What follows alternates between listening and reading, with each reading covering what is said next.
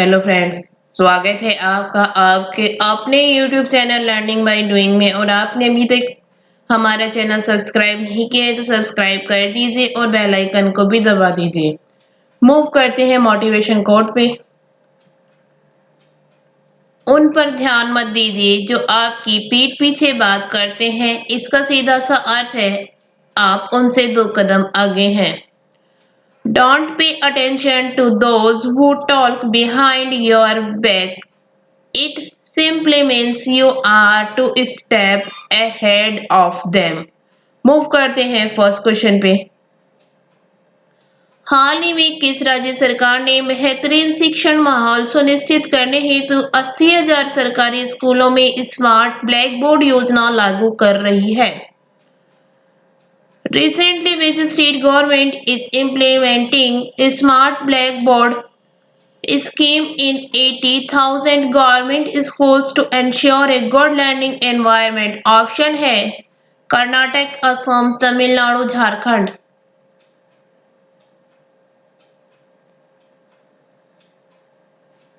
इसका right answer है तमिलनाडु। तमिलनाडु सरकार बेहतरीन शिक्षण माहौल सुनिश्चित करने के लिए 80,000 सरकारी स्कूलों में स्मार्ट ब्लैक बोर्ड योजना लागू कर रही है। Next question.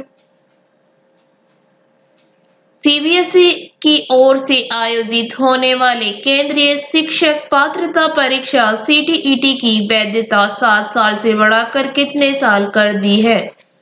How many years has the validity of Central Teacher Eligibility Test CTET to be conducted by CBSE increased from 7 years? Option है 10 साल, आजीवन, 13 साल, 20 साल।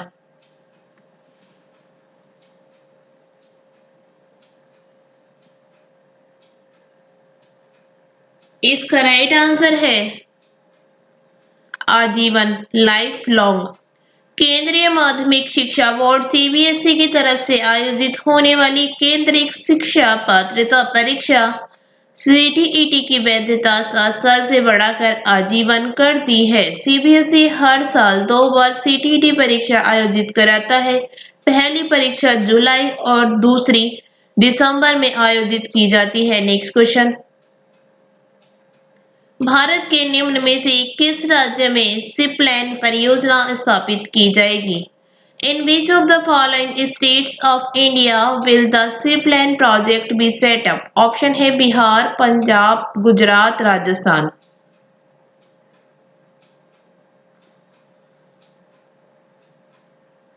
इसका राइट आंसर है गुजरात। गुजरात में 5 सिपलैन सेवाओं में से पहली नर्मदा जिले के केवड़िया में, अहमदाबाद में साबरमती नदी को स्टैच्यू ऑफ यूनिटी से जोड़ने वाली सेवा का 31 अक्टूबर को सरदार वल्लभ पटेल की जयंती पर उद्घाटन किया जाएगा। इससे अहमदाबाद और स्टैच्यू ऑफ यूनिटी के बीच की दूरी सिर्फ 1 घंटे में तय की जाएगी। Next question.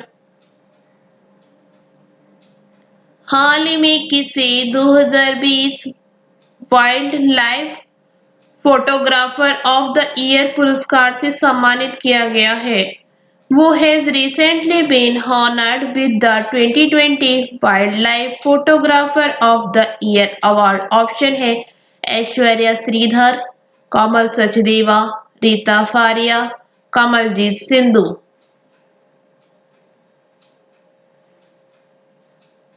इसका राइट आंसर है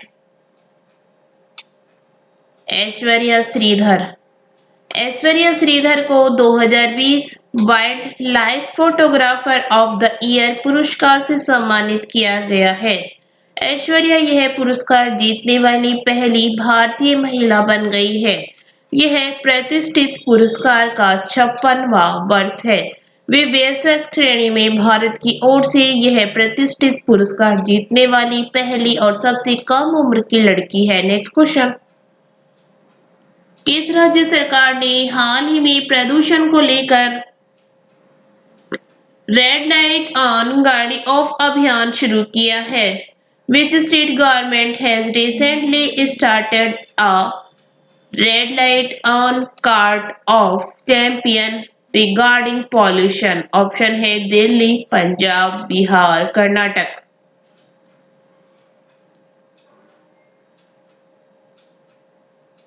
इसका राइट आंसर है दिल्ली। दिल्ली सरकार ने दिल्ली में बढ़ते प्रदूषण पर लगाम लगाने के लिए रेड लाइट ऑन गाड़ी ऑफ अभियान की शुरुआत की है। इसके तहत रेड लाइट होने पर वाहन चालक को इंजन बंद कर देना होगा। यह अभियान आगामी 15 नवंबर तक सुबह 8 बजे से शाम 8 बजे तक चलेगा। यह अभियान मुख्य रूप से भीड़ वाले 100 रेड लाइट चौराहों पर चलाया जा रहा। Next question. भारत और किस देश के बीच अंतर्राष्ट्रीय नागरिक उड्डयन सेवाओं को प्रोत्साहन देने के लिए एयर बबल समझौता किया गया है? An air bubble agreement has been signed between India and which country to promote international civil aviation services? Option है नेपाल, चीन, रूस, बांग्लादेश। इसका राइट आंसर है बांग्लादेश। भारत और बांग्लादेश के बीच अंतर्राष्ट्रीय नागरिक उड्डयन सेवाओं को प्रोत्साहन देने के लिए एयर बबल समझौता किया गया है। Next question. वर्ल्ड बैंक ने हाल ही में गरीब देशों को कोरोना वायरस से निपटने हेतु कितने रुपए देने की घोषणा की है? The World Bank has recently announced how much money will be given to poor countries to deal with the coronavirus. Option है $25 बिलियन, $20 बिलियन, $35 बिलियन, $40 बिलियन।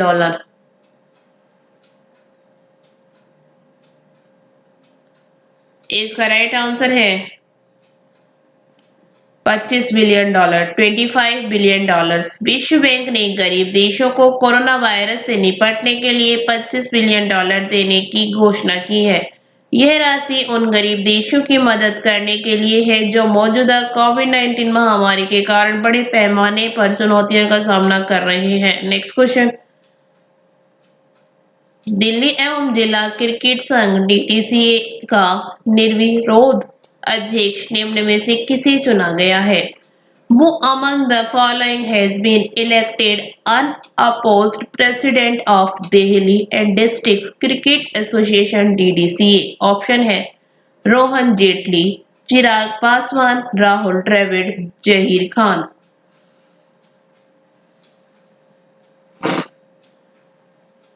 इसका राइट आंसर है रोहन जेटली। रोहन जेटली दिल्ली एवं जिला क्रिकेट संघ डीडीसीए के निर्विरोध अध्यक्ष चुने गए हैं। इससे पहले अरुण जेटली ने खुद लंबे समय तक डीडीसीए प्रेसिडेंट की भूमिका निभाई थी। Next question.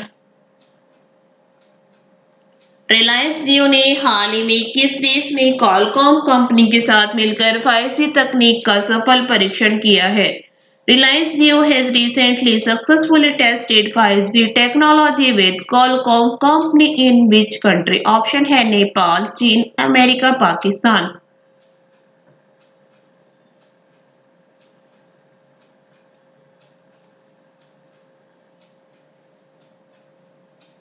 इसका राइट आंसर है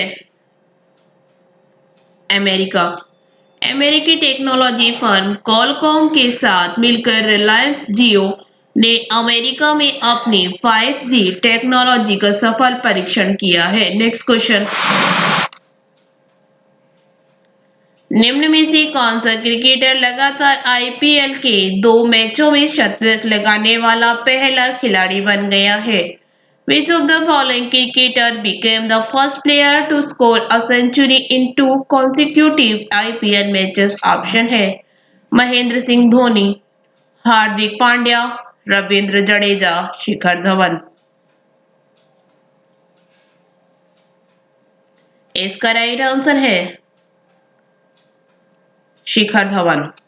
शिखर धवन आईपीएल इतिहास के पहले खिलाड़ी बन गए हैं जिन्होंने लगातार 2 मैचों में 2 शतक लगाए हैं। Next question. हाल ही में प्रदीप घोष का निधन हो गया, उनका पेशा क्या था? Recently, Pradeep Ghosh passed away. What was his occupation? Option है खेल पत्रकार, फिल्म निर्माता, वोकल आर्टिस्ट, अर्थशास्त्री।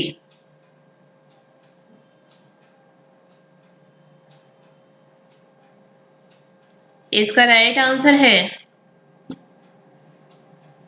Vocal artist. Vocal artist Pradeep Ghosh का कोलकाता में उनके आवास पर निधन हो गया है। Next question. केंद्र सरकार ने लोकसभा और विधानसभा चुनाव लड़ रहे प्रत्याशियों के चुनावी खर्च की सीमा को निम्न में से कितने प्रतिशत बढ़ा दिया है? The central government has increased the electoral spending limit of the candidates who and contesting the Lok Sabha and Assembly elections by option है 10%, 20%, 30%, 40%। इसका राइट आंसर है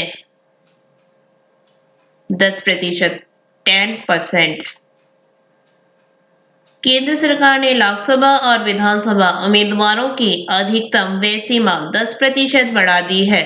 चुनाव आयोग के सुझाव पर सरकार ने यह फैसला किया है क्योंकि कोविड-19 के कारण जारी दिशा निर्देशों के चलते उन्हें प्रचार करने में परेशानी का सामना करना पड़ सकता है।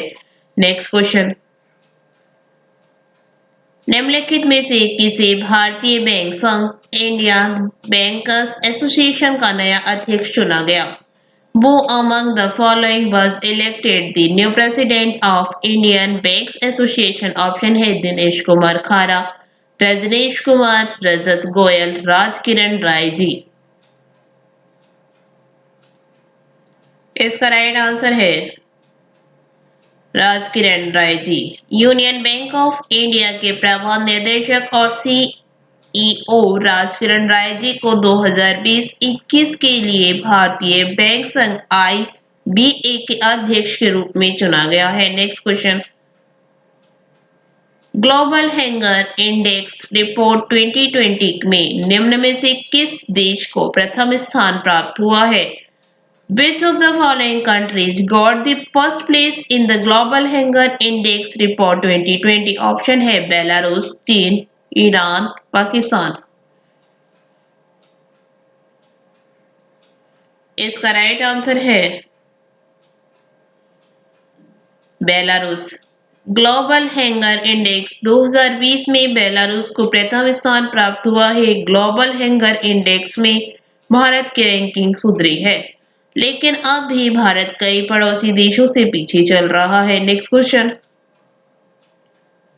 हाल ही में किस देश ने 6 साल के मॉरेटोरियम के बाद विवादित दक्षिण चीन सागर में तेल और गैस की खोज फिर से शुरू करने का निर्णय लिया है? Which country has recently decided to resume oil and gas exploration in the disputed South China Sea after 6 years of moratorium? Option है नेपाल, रूस, पाकिस्तान, फिलीपींस।